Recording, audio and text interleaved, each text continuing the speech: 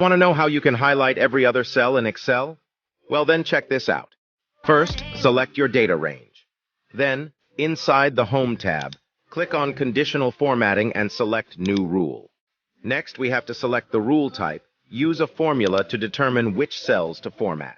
Now, in here, we combine the formulas mode and row and make that equal to 1, just like that.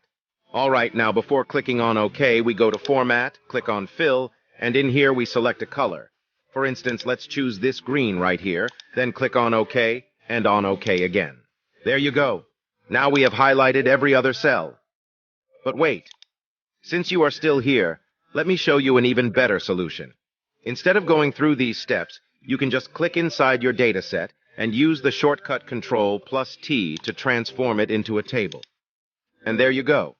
Every other line is now highlighted, and you can even change table style and select the color you like. Oh, before I forget, make sure to follow us for daily Excel tips and tricks.